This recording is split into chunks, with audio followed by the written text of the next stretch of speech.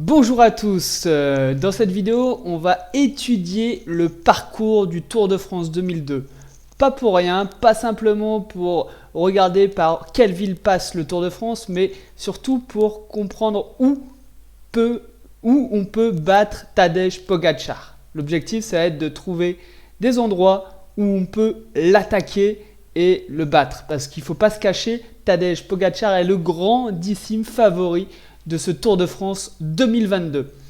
Tout de suite, on va enchaîner avec les étapes du Tour de France, le parcours, ce magnifique parcours qui nous ont proposé les organisateurs. Le grand départ va se faire du Danemark. 3 étapes au Danemark, un contre-la-montre individuel. Ensuite, on va aller faire un transfert avec une journée de repos et des étapes dans le nord de la France. Ça, je connais très bien, je pourrais en parler. Une étape de pavé. On va passer par l'Est, faire un détour en Suisse, les Alpes, passer dans le centre de la France vers Mende et Rodez et terminer ce Tour de France par les Pyrénées. Alors, sur le site officiel, on a vraiment tout le détail des étapes contre-la-montre. Donc, on aura 2 contre-la-montre. C'est important dans l'épreuve de vérité. C'est là que se créent en général les écarts, avec bien sûr l'école. Mais 2 étapes contre-la-montre, le premier jour et l'avant-dernier jour. Donc, l'avant-dernier jour, ce sera surtout la fraîcheur qui va parler. 40 km, ça fait très longtemps qu'on n'a pas eu un contre-la-montre de cette longueur. Et pour battre Tadej Pogačar, c'est pas forcément une bonne nouvelle parce que sur les chronos, il est excellent. Il a déjà gagné 2 chronos sur le Tour de France. Ce que je vais vous montrer aussi rapidement, ça va être la démo en vidéo, un petit peu ce qu'ils nous ont concocté. Les étapes du Tour de France, on avance, le grand départ à Copenhague, à côté de la statue sirène, enfin pas à côté, mais dans la ville de la statue sirène. On voit que ça sera un contre-la-montre assez urbain avec beaucoup de relances. Je pense pas qu'il y aura beaucoup d'écart. La deuxième étape, avec ce pont, j'en parlerai, ce grand pont de 18 km qui va être favorable à des bordures. Voilà, je trouve ça sympa. Une dernière étape au Danemark. Voilà, je vous mets de toute façon dans la référence de cette vidéo. Ah, on voit les pavés, les pavés de Paris-Roubaix. Je vous mets la référence, on va pas regarder les 5 minutes de cette vidéo, mais je trouve que c'est vraiment sympa de se rendre compte un petit peu visuellement en fait de ce que ça va donner.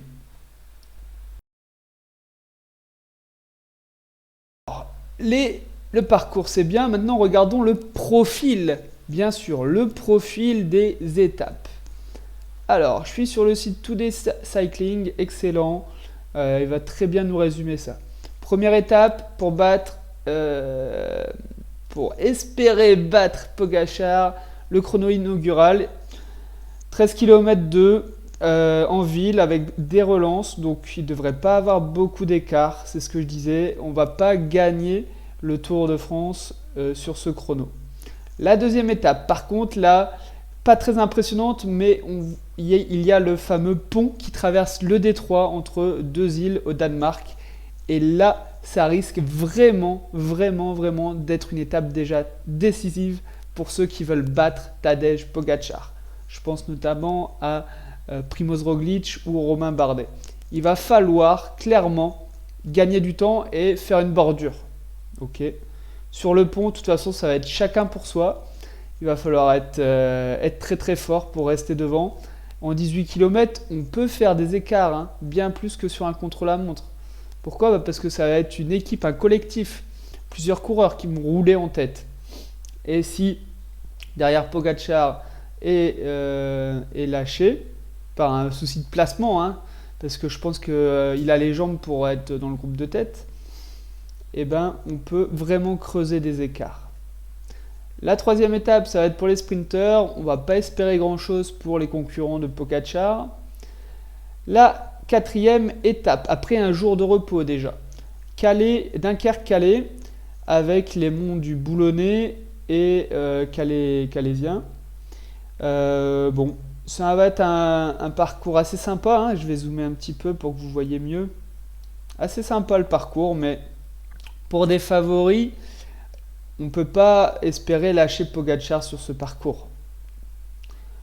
Cinquième étape, les fameux pavés.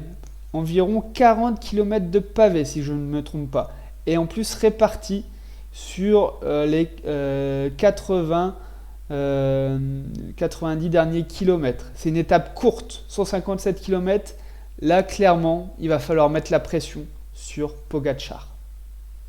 Moi, je vois pas énormément d'étapes, hein. On va les lister ensemble, mais je vois pas beaucoup d'étapes pour piéger Pogačar et gagner le Tour de France. Donc cette étape, clairement, il va falloir mettre le paquet pour les Jumbo-Visma par exemple ou pour les Ineos. C'est-à-dire mettre la pression, rouler en tête, rouler à bloc du 80e au 157e kilomètre. Et espérer peut-être un peu de malchance de Pogačar, une chute, une crevaison pour le lâcher. Que ce soit une chute de lui ou d'une personne devant lui qui l'arrête, hein. Voilà. Tout peut se passer vraiment sur ces pavés. Étape 6, une étape pour puncher avec des belles petites côtes à l'arrivée, hein, dans les 20 derniers kilomètres. Ça aurait été parfait pour Julien Lafilippe. Malheureusement, on vient d'apprendre hier soir qu'il ne ferait pas le tour et j'en suis le premier déçu, vous pouvez me croire. La première arrivée dans un mini sommet, hein, la super planche des belles filles. Et ben, mine de rien, il y avait eu des écarts, hein, il y a 2-3 ans quand le Tour de France était arrivé à la super planche des belles filles. Donc là, il va falloir être très costaud, hein. Je pense que le but pour les concurrents, ça va être de ne pas perdre de temps sur Pogačar sur cette étape. Pour moi, les arrivées au sommet, si on arrive au pied avec Pogačar, c'est cuit. On va pas pouvoir le lâcher à la pédale. Donc, le but, ça va être de ne pas perdre de temps, tout simplement. Il faut savoir aussi accepter de pas gagner de temps et de viser juste viser qu'on arrive avec lui, hein, pour gagner. On n'a pas besoin de gagner avec 3 minutes d'avance. De toute façon, ça m'étonnerait, hein, vu la forme qu'il a. Là aussi, le samedi, une étape pour les baroudeurs, hein, il n'y aura vraiment pas de quoi faire changer le classement général. L'arrivée est trop facile pour des coureurs de ce niveau-là. Le dimanche, on a une belle étape de montagne, hein, vous pouvez le voir. Des beaux cols, col de la Croix, col des Mosses, plus de 30-40 km d'ascension en tout. Cependant, la dernière côte... Déjà, elle est à 10 km du sommet et elle est trop facile. Malgré que ce soit un col de première catégorie, 15 km à 6%, c'est trop facile pour ce niveau-là. Donc, il ne se passera rien, je vous le dis, au niveau du général. Ensuite, ce qui veut dire en fait qu'on risque d'avoir des écarts assez serrés, hein, s'il n'y a pas de gros chamboulements au niveau des bordures au Danemark et des pavés, on risque d'avoir des coureurs dans un temps assez serré. Ici, ça va être là aussi une belle étape de montagne, sauf que pour moi, clairement, c'est pas assez dur. Le final n'est pas assez dur. 19,2 à 4,1%. C'est pas assez dur, hein, pour lâcher Pogačar encore plus. À la vraie première étape de grande haute montagne, avec le col du Galibier et le col du Granon. Alors, cette étape, elle va faire très mal. Pogačar, on peut le voir qu'il a une super équipe, hein, il a Rafał Majka, ça a été annoncé. Rafał Majka, Brandon McNulty, Marc Soler, Matteo Trentin, Vegard Langen, George Bennett et Michael Berg. Donc clairement, en montagne, je ne vois pas comment on va pouvoir le lâcher et lâcher ses équipiers. Donc, ce qu'il faut faire, c'est pas dans les montées, ça va être dans les descentes. Si on veut vraiment créer quelque chose et surtout l'isoler, je pense à l'isoler, parce qu'il descend très très bien, on va pas le lâcher dans les descentes. On se retrouve de toute façon devant des choix un peu cornéliens en face de Tadej Pogačar qui est un vrai cannibale et qui est excellent partout. Donc cette vidéo va essayer de montrer ses points faibles et comment les exploiter ou comment profiter de tout ce qu'on peut pour essayer de le battre. Et en fait, j'en suis venu en préparant cette vidéo à me dire que le seul moyen de gagner du temps sur Pogačar, ça va être de le surprendre. Le surprendre, attaquer là où on n'y pense pas. Pourquoi ? Parce qu'à la régulière, il est trop fort. Voilà, ça tient en une phrase. À la régulière, il est trop fort. Et donc, là, pour moi, soit dans les descentes, soit juste s'accrocher. S'accrocher pour qu'il ne gagne pas de temps sur nous. Ou sur un Romain Bardet, je me place à la place d'un Romain Bardet. La chance qu'on a, c'est que le lendemain, il y a une étape pratiquement plus dure que la veille. Donc, ce qui peut se passer, c'est qu'il y a un petit marquage. De toute façon, là, il va falloir s'accrocher. Le lendemain, ça va être pareil, une étape dantesque. Il va falloir s'accrocher.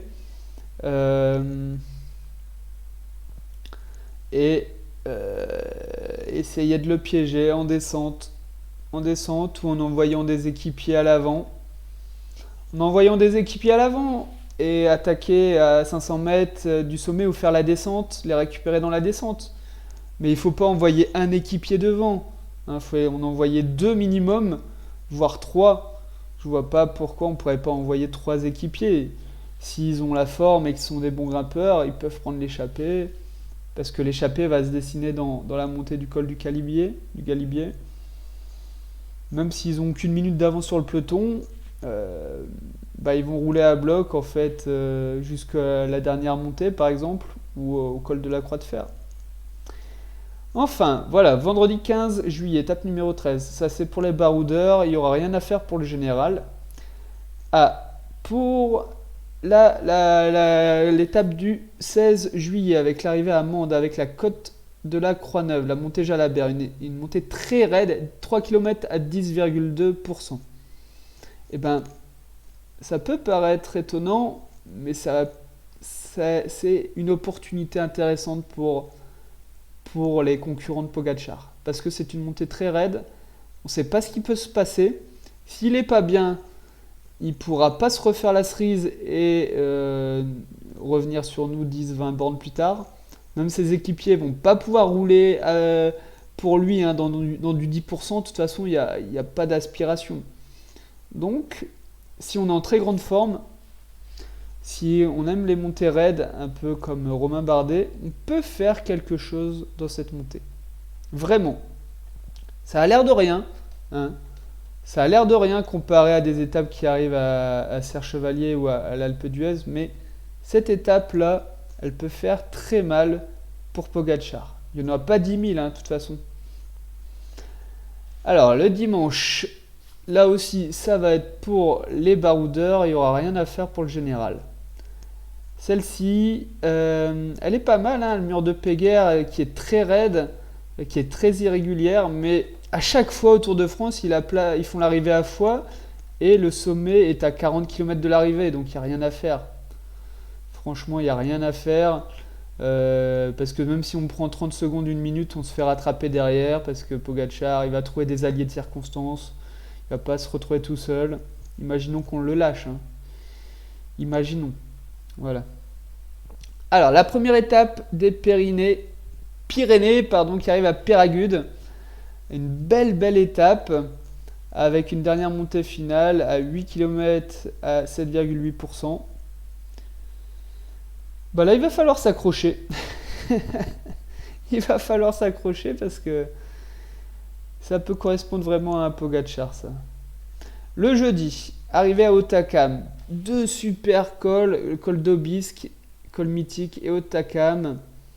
Ça va faire mal. 143 km très courte, comme la veille. 129 km, ça va aller très très vite. 143. Bon.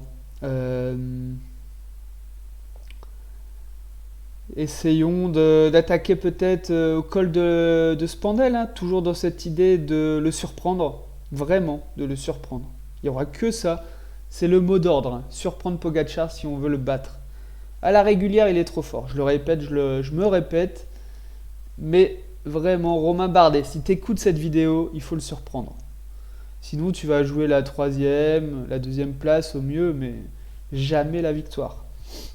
Le vendredi, avant le contre-la-montre, une étape, on peut dire, de plat, après tout ce qu'ils ont grimpé, il ne se passera rien, tout le monde attendra le contre-la-montre.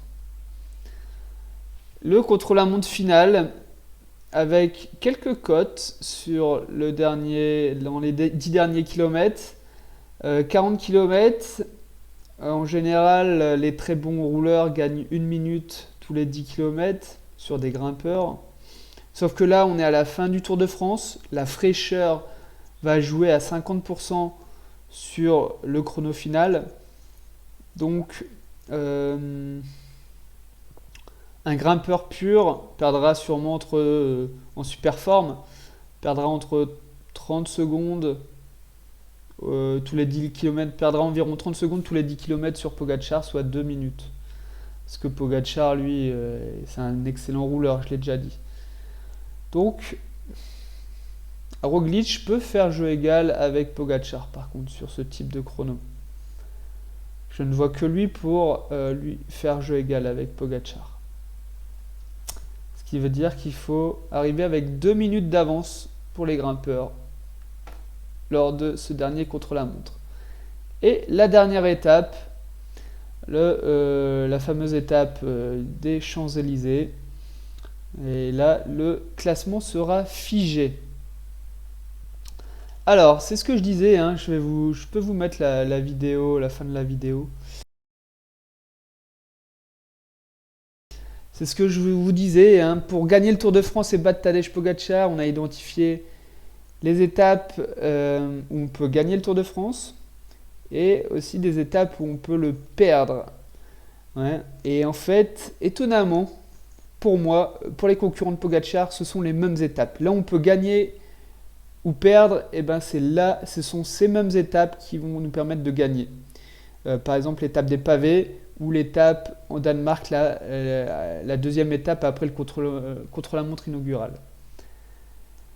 Parce que si on peut le perdre, en fait, c'est que Pogačar peut le perdre. Et en fait, si on veut gagner le Tour de France, c'est bête à dire, mais il faut que Pogačar le perde. Ça paraît logique quand je le dis comme ça. Mais c'est la réalité. Il faut faire perdre Pogačar. Donc, il faut tout miser sur les étapes où on peut perdre le Tour de France. Quitte à soi-même le perdre, effectivement. Et ça, malheureusement, beaucoup de coureurs ne prennent pas les risques. Ne prennent jamais le risque de tout perdre pour gagner. Voilà, en tout cas, vous avez une idée maintenant plus précise du parcours du Tour de France 2022. Les étapes les plus importantes pour que Pogačar ne gagne pas, pour qu'un concurrent le batte. Sinon, je ne vois pas comment il peut perdre ce Tour de France. N'hésitez pas à rejoindre en fait la Ligue Fantasy officielle du Tour de France. Vous allez sur le Tour de France et où est-ce qu'on retrouve la Ligue Fantasy? Fantasy le Tour. Et on peut en fait pronostiquer tout simplement qui va gagner l'étape. Et plus encore, et en fait on a des coureurs dans notre équipe et on gagne des points au fur et à mesure des étapes, soit pour le meilleur sprinter, soit pour celui qui passe en haut d'école, soit pour le classement général. Et donc moi j'ai créé une propre ligue, donc si vous voulez jouer, rejoignez-moi, ça sera avec plaisir qu'on passera ce Tour de France ensemble. Et moi je compte bien faire des vidéos, j'espère tous les jours, pour analyser un petit peu ce qui s'est passé durant ces étapes du Tour de France. Allez, moi je vous embrasse, Faites du vélo, portez-vous bien, bonne santé à tous et bon Tour de France 2022.